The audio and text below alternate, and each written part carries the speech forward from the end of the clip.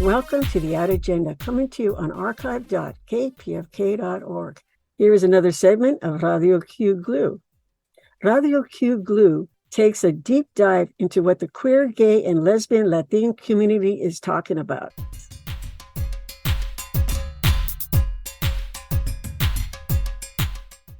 I'm Rita Gonzales. And I'm Eduardo Archuleta. I am Mario J. Novoa. And I'm Lydia Otero. In today's episode, we're talking with Paloma Esparza Rabinov. Paloma Esparza Rabinov is a director, actor, and executive producer. As a fourth-generation Angelino of Mexican Jewish descent, Paloma Esparza Rabinov embodies the duality and complexity of her name. Since graduating NYU's Tisch School of Acting, Paloma has been breaking down doors in both entertainment and hospitality industries. She currently stars on Apple TV's hit series Physical, opposite Rose Byrne, co-owns Melody Wine Bar in Silver Lake, and has directed 2 short films. She is focused on paving the way for women of diverse backgrounds to pursue their artistic and entrepreneurial goals. Through her numerous projects, she is driven to redefine the image of a leading woman. In addition to her existing accomplishments, Paloma is currently making waves with her groundbreaking project, Disco de la Raza, a Chicano story. This project promises to be a significant addition to her already impressive body of work. As a director and executive producer, Paloma is harnessing her talent and creativity to shed light on the rich and often underrepresented Chicano culture, providing a platform for its vibrant history and stories to be shared with the world. Paloma, can you start by telling our listeners about your journey from graduating NYU's School of Acting to your current position as a successful actor, entrepreneur, and director? Yeah, absolutely. So I graduated from the Tisch School of Arts in 2016. I studied at the Tisch School of Acting at the Experimental Theater Wing and the new studio on Broadway. And quickly after graduating, I came back to my hometown in Los Angeles and started working at a production company called Centropolis Entertainment under the guidance of Roland Emmerich and Marco Shepard. And I worked there for a year, kind of learning the ins and outs of producing whilst hustling and going on auditions. And quickly after that, I went full-time into hospitality, opening Melody with my partner and committing to my acting career. In those earlier years and days back in Los Angeles, I didn't anticipate creating, devising, directing, and producing my own work, but it almost came out of necessity. I would say in 2016 through 2018, I had a huge reckoning with my identity. It's kind of strange as an actor when you are seen and cast in a certain light than you necessarily view yourself. And a lot of the characters and roles I was being called in for at that time were pretty reductive and didn't seem necessarily authentic to my true self. I think at that time, Hollywood had a very surface level idea of what Latinidad and queerness looked like on screen and how people were supposed to perform those racial and sexual identities. And it never felt deep or complex. And I didn't feel like I was able to bring my full authenticity to those opportunities because they were so base. So I started to write and create my own body of work that featured me as leading characters that felt more true to myself and identity. And I started concepting actually a version of what this documentary is in 2019. This documentary is based off my mother's upbringing in Boyle Heights during the 70s with her gay brother. And I had always been really fascinated by that history because it was a history that was somewhat hidden from me as a child. I didn't know that my mother had a gay brother and he had passed before I was born. And I think that is very common with the Latino culture and of those generations to bury certain stories and not have full conversations of sexual identity and openness, especially within a conservative household, both in religion and politics. And so I started drafting up different potential narratives and ideas of what this story could become. And our restaurant had to close for a bit. And I was dealing with a lot of health issues. I was diagnosed with cancer in 2020 and kind of just put everything on the back burner and reevaluated my trajectory and picked everything back up in 2021 and have just been bulldozing ahead and getting everything off the floor on its legs and out into the world. This is Mario. So my question, Paloma, you're also a co-owner of the Melody Wine Bar in Silver Lake. What inspired you to venture into the hospitality industry, and how do you balance your roles as a business owner as an actor? Well, I've been working in hospitality since I was 16. So I think hospitality has always been a home for me.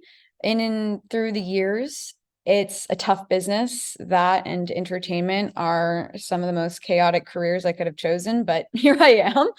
I actually opened Melody with my partner who I met in New York, and he had a restaurant in the Lower East Side. And both he and I are from Los Angeles, and he wanted to expand.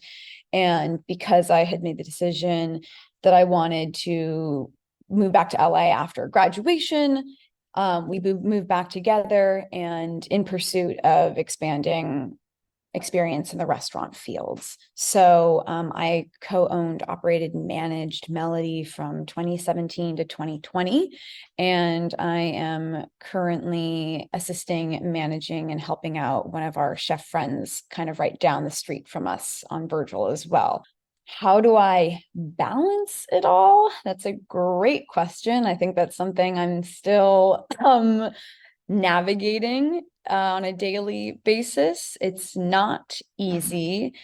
I think I balance it by being flexible with the day-to-day changes and irreverences that both of these careers take. They're more alike than one might anticipate. It's the flow, the timing, and schedules are constantly flipping on a dime. And I think I've grown up having to be able to flip on a dime at every second. And I try to cultivate just a sense of grounding so that I can move easily in and out of spaces when need be. This is Eduardo. As a director, with 2 shorts under your belt, can you talk about your approach to storytelling and the themes that resonate with you as a filmmaker? It's interesting. I have a very large dance background. And so my storytelling often starts with a visual inspiration, architectural inspiration, rather than dialogue per se. I think concepts and abstractions are usually the impetus for my work. And then I move off and connect different images together. And at some point that forms a circle and arc, and I discover characters. It really depends, I think, on the story too. As of late, with my 2 short films and upcoming projects, I have been interested in centering me as somewhat of a leading character. And depending on what side of me I'm interested in showing, that might peek through a little bit more. I just shot a short film last week with a couple friends that I didn't write or direct, but the character that I played was very much inspired by a character that I had brought into my acting class, which was a conservative, non-binary cowboy. And so playing with these different sides and facets of me and characters that I play with kind of on a daily basis for fun often will be the leading factor and like entryway into a story. But I've noticed that a lot of my process is definitely more reliant on the collaborative aspect because my background is in theater. Most of the devisement we did, that rings true to me is through the collaborative aspect of coming together in a circle of like 5 people and improvising, whether that be through body, sound, movement, text, and seeing what comes out of that rather than like me being a solo artist at home typing away at my computer. That for me doesn't work. I would rather view it holistically and work with a group and discover what story may be erupting through the multiple brains and bodies that come together. This is Rita. You wear so many different hats, and then to have cancer, that adds a challenge to everything you do. Now, your new project, Disco de la Raza, a Chicano story, is generating a lot of buzz. Can you give us some insight into the inspiration behind this project and what you hope to achieve with it? Yeah, so I kind of lightly mentioned the project was inspired by my mother's upbringing and all the tales I grew up with, listening to her, going off, sneaking out of the house to the discos with her gay brother, hopping on the bus or stealing her mom's car, and driving all the way from Boyle Heights to Hollywood. And I was completely obsessed and fascinated by this somewhat hidden story of my mother's past and my ancestry. And so in 2019, I requested that she connect me with her former disco patron friends just to start hearing their stories. And I didn't put anyone on camera. I did record our conversations on my phone. And after I met with a good handful of them, I realized that there was so much breadth, and I was really just kind of like scratching the underbelly of the potential of this entire history. So then I decided, basically this time last year, it was October of 2022, that I wanted to revisit all of these subjects, friends, former disco heads, and put them on camera. And so we interviewed, me, my small team, Adrian Hernandez, and myself. He's my cinematographer. We interviewed about 20 former disco patrons who either shared the dance floor with my mother or were just interconnected by word of mouth, put them on camera in November and December of 2022.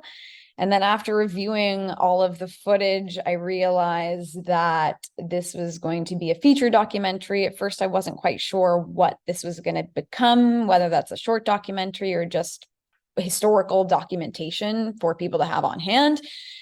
And in the beginning of 2023, I put my foot down and just said, okay, I'm going to make a feature documentary. This is my first documentary. I'm still learning the process as I go and kind of making it up. But I've realized with the majority of my work, I do make it up as I go, and somehow I figure it out. And so I'm trusting all of the incredible collaborators, Mario included, who have come on board to help guide each other and lead us through the finish line. This is Mario again. And just a full disclosure, I am a producer on Disco de la Raza. So we've taken a deep dive into what that means for Paloma and the journey that Paloma is undertaking to make the film. One aspect I think that I'm really interested in is the Chicano culture part of it. The Chicano culture is a rich and often underrepresented part of American history. What motivated you to shed light on this culture, and what aspects of it do you find most fascinating? I am Chicana, but this is an identity that I've struggled with identifying as for my entire existence, which is why I wanted to delve into this project, because I think the term Chicano, Chicana, Chicanx, Chicane is very loaded politically, and it is very much particularized within a certain part of history and generation and decades, which I am not part of. And this has been conversations I've had with Mexican Americans that are my age, within my generation, that we don't necessarily correlate with the Chicano identity, because that does seem to be very secular within the 60s and 70s, when the term was being reclaimed through the United Farm Workers movement, and it was seen as a cultural activist, very socio-political mindset and identity. My mother, who the story is inspired by, identifies as Chicana. And a lot of the interview subjects do, but some of them don't. And I think having both stories of why they do and don't feel connected to that identity is really fascinating, because I feel that way as well. I also don't think a lot of America knows what Chicano is. Naturally, just through the process of making this and sharing this with other people, Mexican Americans and other Latinos are familiar with the term, but a lot of other cultures are not and have no idea what that was, what this history was. And obviously, being from Los Angeles, I've grown up with the history and importance of this culture and how they've basically created the framework of Los Angeles and the industries here. But I don't think many people are aware of that. And it has been hidden and depreciated in many ways. And our stories have been rendered voiceless historically through colonization. So I thought it was important, because it was such a complex identity for myself, that I needed to explore this through the lens of the time that people were identifying it as, and give them a platform to share this with the world, because I don't believe I'm the one to share this story single-handedly. Like these are their stories, and they deserve to take that moment and shine and explain to us and break it down, because I'm still learning and trying to understand and reckon with the complexity of it. And I will say, not everyone in the documentary is Chicano. A majority are, but I wanted to include people who weren't, or were just very much involved within the various Latino communities in Los Angeles and at Circus Disco. There are a couple different Latinidad cultures that we do interview, as well as non. So, but the primary focus is on the Chicano culture. We've been here before California was a state, so it made sense for me to pay tribute to all of the work that we've done and are still doing. This is Lydia. So Disco de la Raza seems to be more than a documentary. And when we first started talking, you could feel the excitement that Eduardo and Rita and I felt, because we're that generation. And so I think that what you're doing is so intriguing to me, because you're exploring the cultural aspects, the historical aspects, certainly, of disco within the Chicana community. But I have some more specific questions, like, what generation in particular is your mother and her friends and her acquaintances that you're including in this documentary? Yeah, I agree. It's definitely more than a documentary. And because when I first started concepting this work, it was actually taking form as a fictional narrative, which will happen. It was just a matter of what comes first, chicken, egg. Does the documentary come first? Does a play come first? Does a narrative film or television series come first? And all of those are very likely to happen, because I don't think this exploration lives in one medium. And a lot of the conversations around the project expands beyond the music element. This project, yes, music is important and played a huge role in connecting all of the pieces and fabrics of the people and community and locations. But the story isn't necessarily about how the Chicano community created disco music. And I think that's what a lot of people first anticipate, like, wow, we didn't know Chicanos were making disco music. No, that's not what I'm exploring. It's that under the umbrella of what disco provided at the time, starting around 1973, 1974, before disco was called disco, when it was more funk, soul, disco as an experience, as a culture, not just these very like base subsurface levels of like what we think disco looks like or sounds like. Disco as an experience, how this music and time and culture allowed the Chicanos to create their own identity given what was happening in the world at that time. So I am exploring people who were born in like the mid to late 1950s, early 1960s. So by the time disco was pulsating in the clubs of Hollywood, they were teenagers. And I think that I also find that insane that my mom was going to these clubs and she was like 15, 16. I mean, and that's a lot of the story too, because that would not fly now. And she definitely didn't allow me to do that when I was 15 and 16. So what I love about the piece is that we cover so many different concepts and topics. It's about fashion, the resources that were at hand during that time for this community, how creative they got given the circumstances, how all of their wardrobe came from secondhand thrift stores and then they would, or even make their clothes and add to them, how Hollywood and film were huge inspirations to creating their own culture. They were pulling from the 1940s and like old 1920s Hollywood inspiration, glamour, and then revamping it and creating their own identity, which then was determined as like 70s disco wear. The 70s disco wear didn't just like come out of the blue, and if it did, or it was more commercialized, that was boring and not cool. They were looking to different films like Mahogany with Diana Ross or Annie Hall and reappropriating it for themselves and making it their own. I also explore in the film how this was a time for these creatives and trendsetters to start rehearsing and making sketches for the different artistic careers that they began to pursue as young adults. Many of them eventually became hairstylists, fashion designers, makeup artists, entering careers that traditionally Latinos had never really been accepted or a part of until then.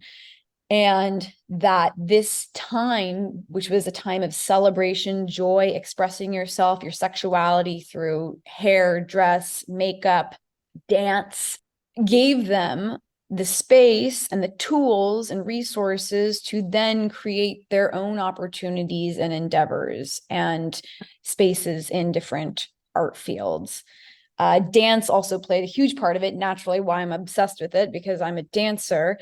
None of these kids necessarily went to dance class or dance school, had the money to do so, or even had the support from their families to go to art school, but they carved out time and space in the day at home to watch American Bandstand and Soul Train, teach themselves the moves, then go rehearse in the park, and then go audition and stand in line and hopefully get chosen by Dick Clark. And at that time, you hadn't really seen Latinos on a national stage, national broadcast channel. You had Soul Train, which was featuring African Americans and Black kids. And I mean, even today, it feels like things are still very black and white on an entertainment level, but then it was even more so. And so the fact that Dick Clark started highlighting and spotlighting Latinos on a national stage, I mean, that was just the first time you saw like normal people like us dancing and expressing joy through their bodies, which was monumental. So the documentary covers a lot of different topics. It's pretty ambitious, but I agree, it is an experience. And so my strategy with a lot of my fundraising, and then what I hope to turn into just celebratory events, encapsulates all of that music, dance, fashion, film into Chicano disco parties, discos that we can take around and just encourage people to get out and dance and move their bodies and enjoy a collaborative experience, because I think that's what that era was. And I think we're very much lacking that now. People don't really go out to dance like they did then. And with COVID, a lot of people still have stipulations about gathering in large groups, which is understandable. I think during these times of isolation and fear, we are community-oriented beings, and disco perpetuated that and encouraged that. And so I hope to also bring that to the world, so that I'm sharing this not just through a screen, but in in-person events as well. Can I ask a follow-up question? This is Lydia. And you mentioned that your mother and her acquaintances went to Hollywood and were part of the dance team on Dick Clark's American Bandstand. And was this like the first time they had been active participants in anything that was happening in Hollywood? Looking at the geography, because prior to that, probably they attended films, but this is like, did they see themselves as participating in this new thing that was exploding?